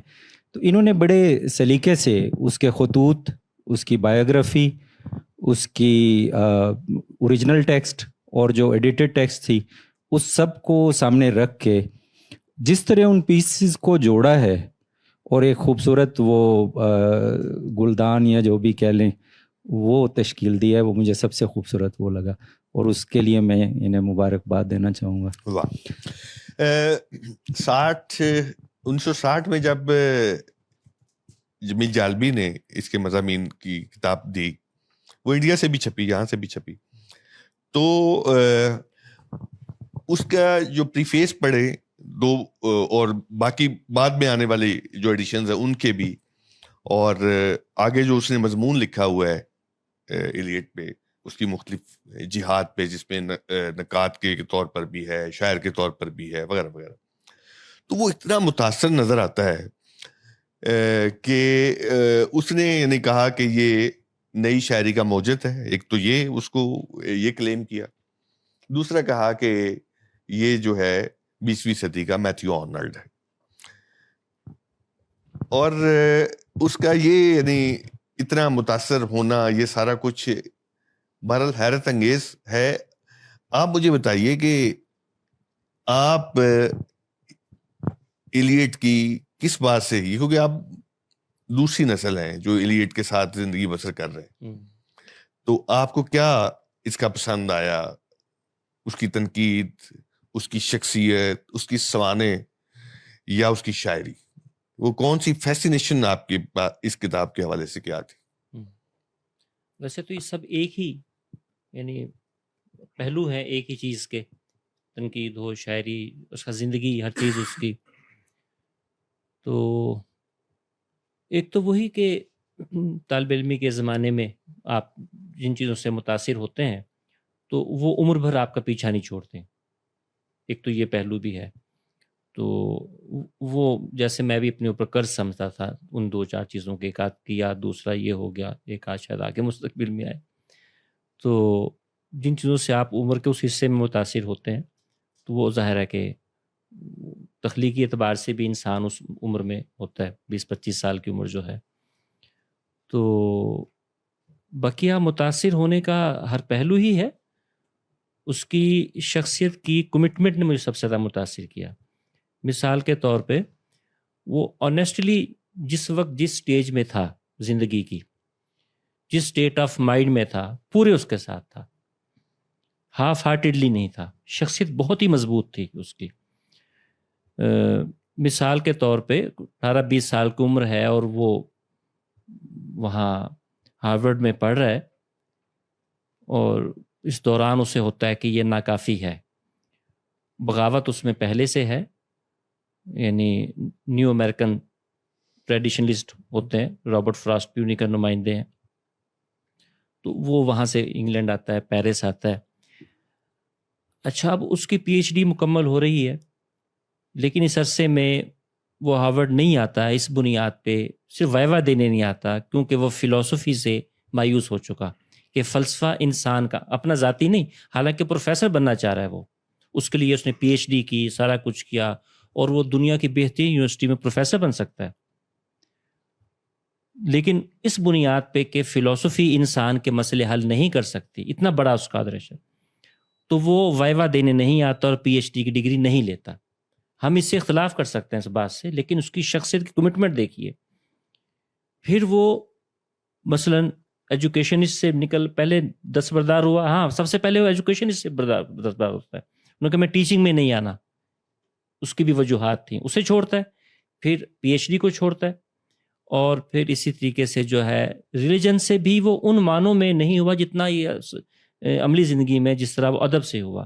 اس کی ساری امید پھر بالآخر وہ ادب سے رہی, اور وہ وہی آرنلڈ والی بات ہی کہ آپ نے کہا کہ وہ اس کو کرتا ہے. تو یہ اس کی جو شخصیت کی کمٹمنٹ ہے, سچا جو ہونے کا ہے, کہ جو بات ہے اس کو پوری طرح قبول کر رہا ہے, اور اپنی رائے بھی بدلنے میں عسکری صاحب سے بڑی, اس پہ پورا کام ہو سکتا ہے لہذا سے. عسکری صاحب, اور اس میں کیا, عسکری صاحب نے ایک دفعہ جملہ لکھا کہ میں بے شرموں کی طرح اپنی رائے بدل لیتا ہوں. تو وہ بھی ایلیٹ بھی اپنی رائے کو جب سمجھتا ہے کہ ہوگی تو وہ بدل لیتا ہے. تو کئی چیزوں میں سے ایک مجھے, باقی چیزیں تو ہم سب کے سامنے آئیں, تو اس کی شخصیت کی سچائی نے بھی مجھے متاثر کیا. واہ, بہت شکریہ دوستو. اس مرحلے پر ہم سٹیج سے جو گفتگو ہے وہ اس کو ختم کرتے ہیں. 8 بج چکے ہیں اور کچھ اور منٹ ہمارے پاس ہیں. آپ کوئی سوال کرنا چاہیں ہمارے دوستوں سے, ہمارے آتھر سے, تو ویلکم.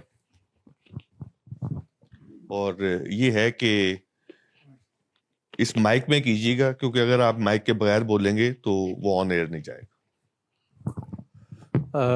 کہانی ایک نظم کی ہم نے ڈاکٹر منزہ یعقوب صاحبہ سے پڑھی تھی 1996 میں, جب انگلش لٹریچر میں اسٹیپ ان ہوئے تھے. اور یہ ادب اور سائنس کے ساتھ, یا جو ایک نوع انسانی ہے اس کے سفر کے ساتھ جوڑیں تو وہ کہانی بڑی ایک طویل بن جاتی ہے. یہ 1920 کے بعد کے اسپیکٹرم کو جو ہے وہ ڈکلیئر نہیں کرتی, بلکہ یہ ایک خدا اور انسان کی کہانی ہے.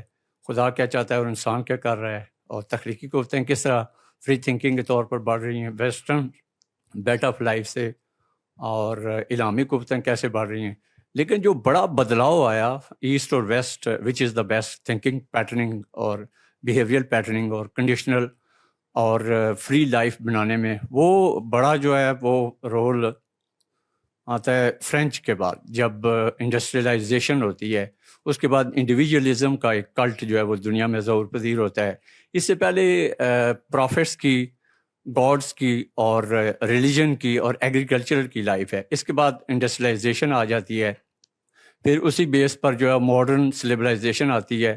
سفر کرتے ہوئے جب ہم آج 20ویں 21ویں یا 19ویں صدی تک پہنچتے ہیں تو اس میں سارے کا سارا جو اسٹائل آف تھنکنگ ہے وہ چینج ہو جاتا ہے، اور جو ویسٹ لینڈ ہے، یعنی اسپرچول جو اسٹارویشن شروع ہوتی ہے، یا جو ہمارے روح کا سفر تھا یا مذاہب کا جو سفر تھا، اور جو انسانی مورالٹیز تھیں، جو ویلیوز تھیں، وہ ایٹ سٹیک ہوتی چلی گئیں، کیونکہ جب انڈسٹریلائزیشن آئی تو اکانومی جو ہے وہ ہر فرد کی انڈیپینڈنٹ ہونی شروع ہوگی، اور 1837 سے لے کر 1900 تک جو یہ ملکہ ہے وکٹوریہ کا دور ہے، ایک طرف یہ برطانیہ کے ادیبوں کی جو ایک لانگ گلیکسی تھی، جو یعنی کہ شروع ہوتی ہے 14ویں صدی سے اور آخر تک آتی ہے، اس میں جب ملکہ وکٹوریہ مرتی ہے 1900 پورا ہوتا ہے تو اس کے بعد کلاسک کی جو ہے وہ ایک طرح کی ڈیتھ ہو جاتی ہے، پھر ماڈرنٹی کا جو ہے نا وہ ایک عہد شروع ہوتا ہے۔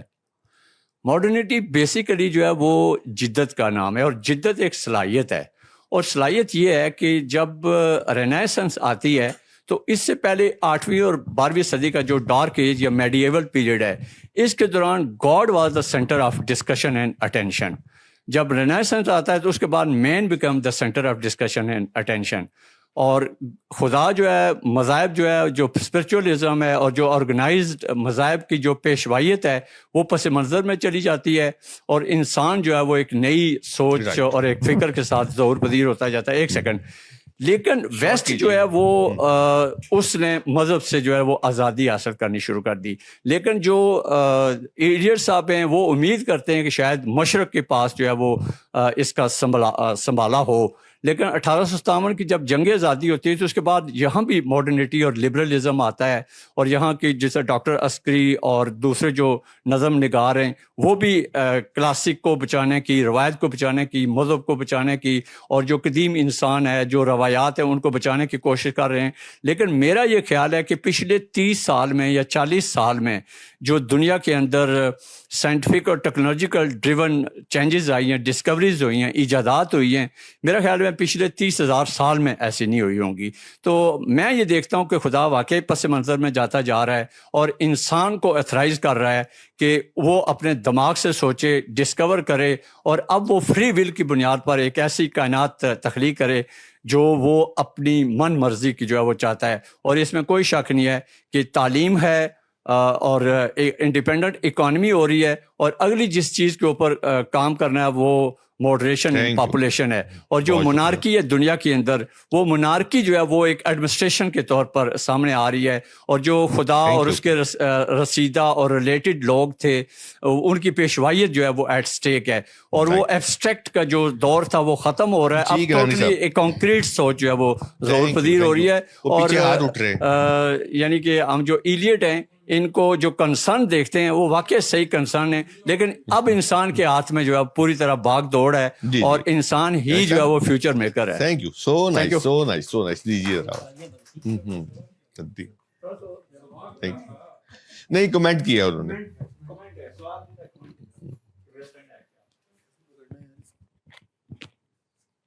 سب سے پہلے تو میں ڈاکٹر صفدر رشید کو اس کتاب کی اشاعت پر مبارک دوں گا۔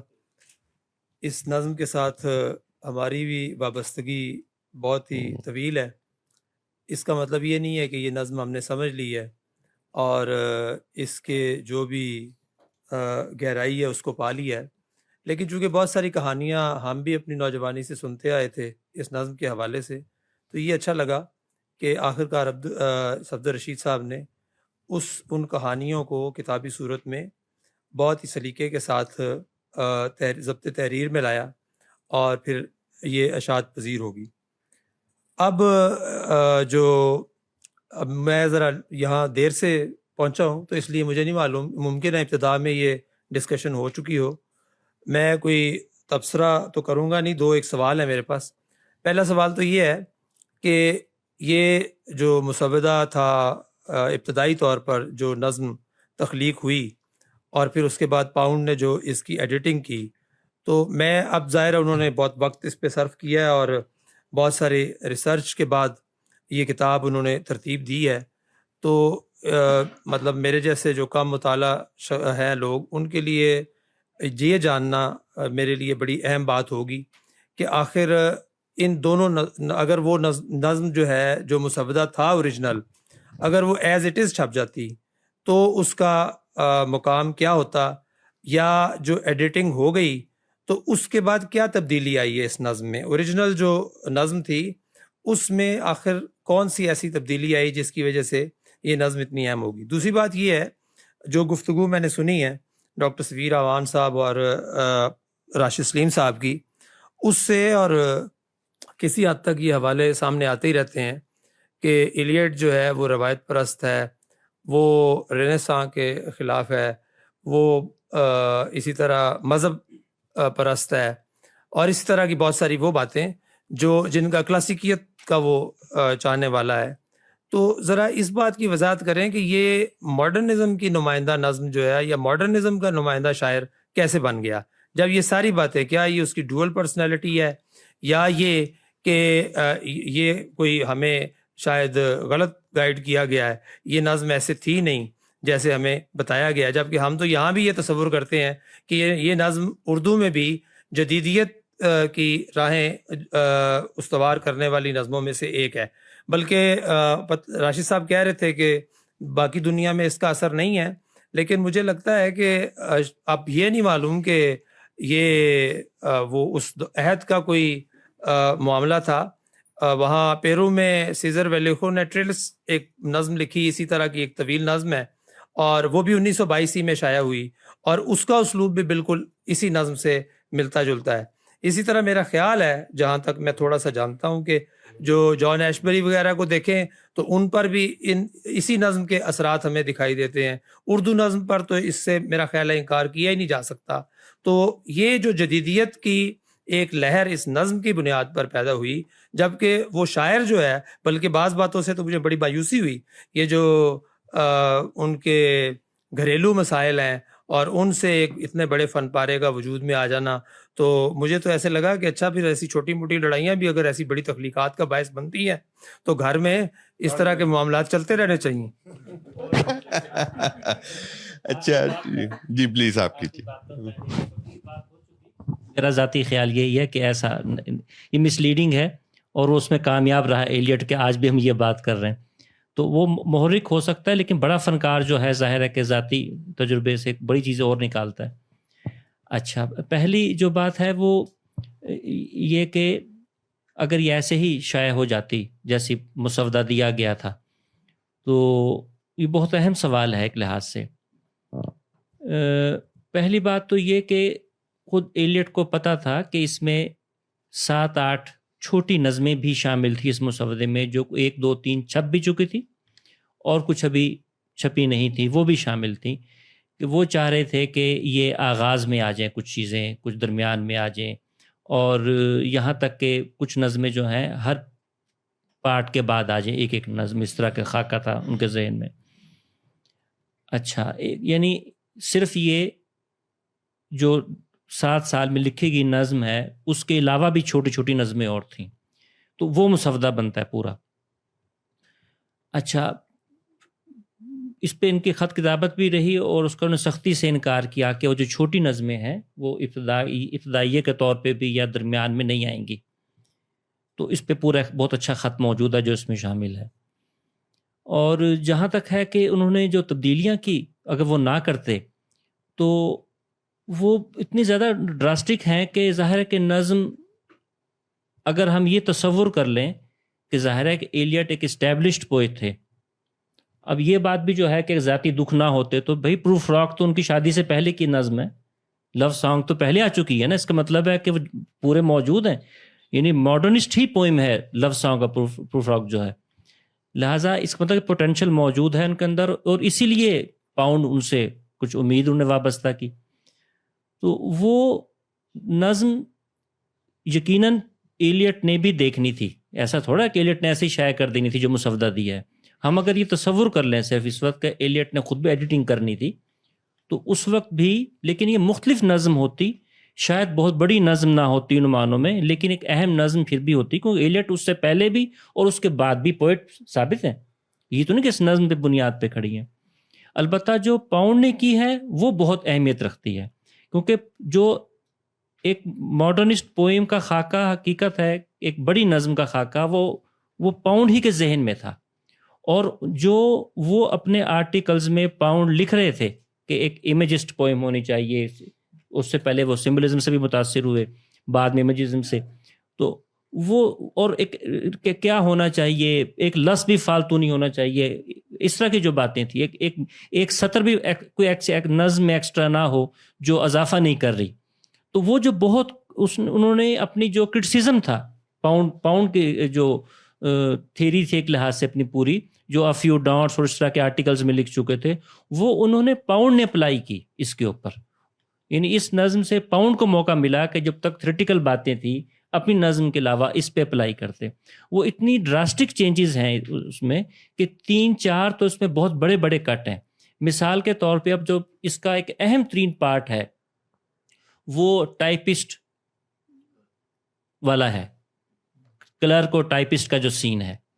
اب اس وقت یہ سین صرف 14 یا 16 لائنوں میں ہے، غالباً 20 سے کم ہے، لیکن جو ایلیٹ نے لکھا تھا وہ پورا اس سے پہلے، اس کے علاوہ مختلف پوری کہانی موجود ہے.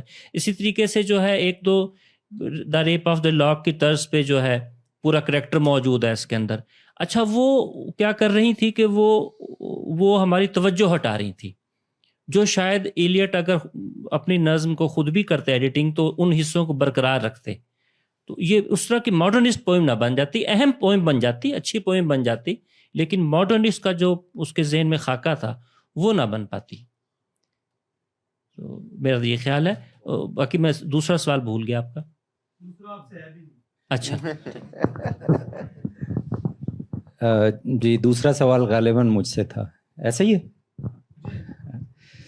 وہ دوسرا سوال پہ ہم تھوڑی سی ویسے پہلے بات کر چکے تھے، اگر میں اس کو دوہرا سکوں ایگزیکٹ.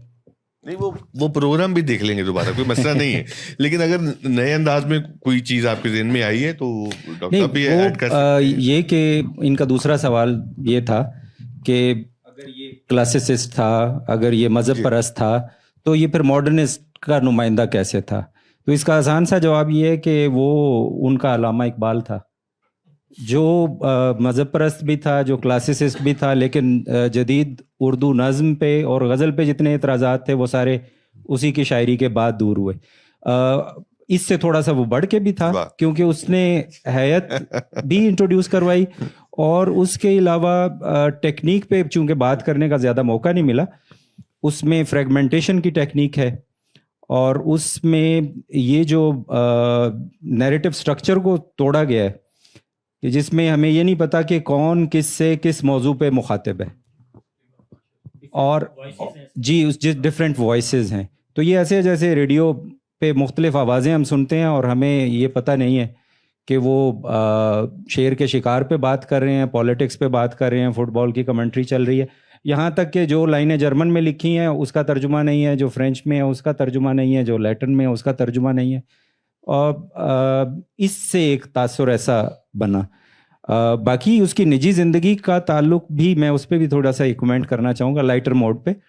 وہ یہ کہ love song of Alfred J Prufrock میں محبت کا المیہ نہیں ہے، محبت کے اظہار کا المیہ ہے.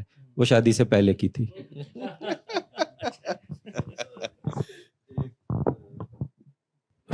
چھوٹا سا تبصرہ ہے کہ جو انہوں نے بات کی ڈیلیما جو ہے ایلیٹ کا کہ یہ کون ہے کیا ہے، تو اس کو یعنی آپ جو کہہ سکتے ہیں کہ ایلیٹس ہے وہ جانس فیسڈ ہے، اور گریک گاڈ جس کا ایک چہرہ آگے کی طرف دیکھتا ہے اور دوسرا پیچھے کی طرف دیکھتا ہے، اور وہیں سے جنوری کا مہینہ اس کا نام بھی رکھا گیا جانس پہ، چونکہ وہ دونوں طرف دیکھ رہا ہے، پچھلے سال کو بھی اگلے سال کو بھی.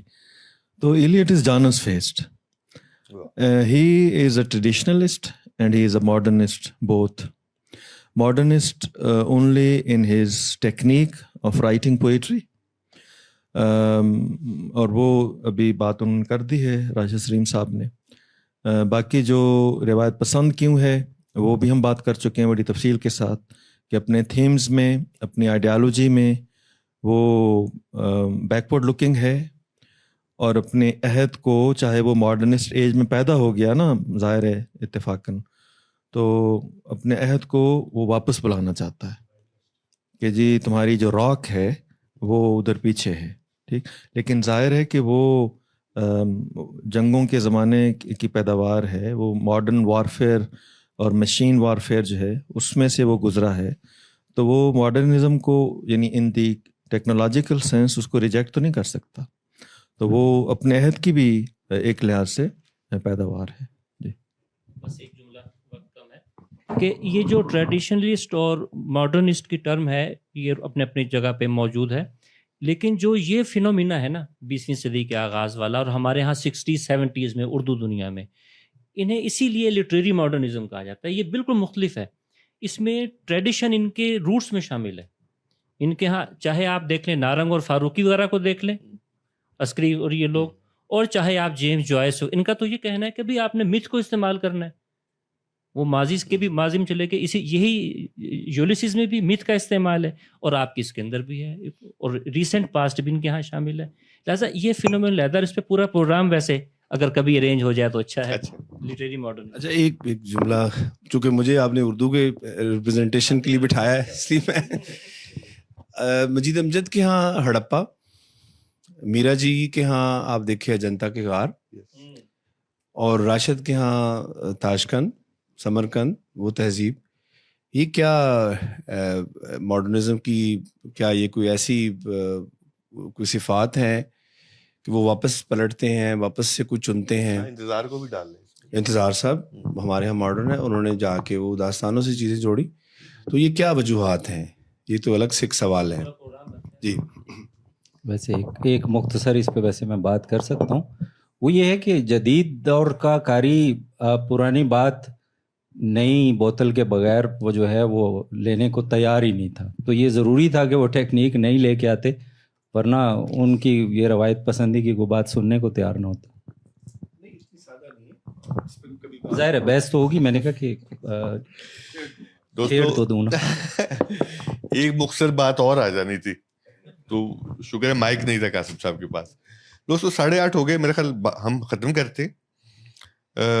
آپ دوستوں کا بہت شکریہ, جناب راشد سلیم صاحب کا شکریہ, جناب ڈاکٹر سفیر امان صاحب کا, ڈاکٹر قاسم یعقوب صاحب کا, اور ہمارے ڈاکٹر صفدر رشید مجھے صاحب. شکریہ کچھ ادا کرنے ہیں, آپ ضرور کریں. 1-2 منٹ. G please please. ایک تو بھائی فورم کا آپ سب کا, آپ روح رواں ہیں یہاں ماشاءاللہ, اور اوورال آپ سے جو پرانا 25-30 سال سے ہے, یعنی میرے مطالعے میں بھی آپ کا ہاتھ ہے. 25 سال جو آغاز ہم نے یہاں آ کے کیا, تو اس کا علیحدہ سے کبھی بات ہوگی.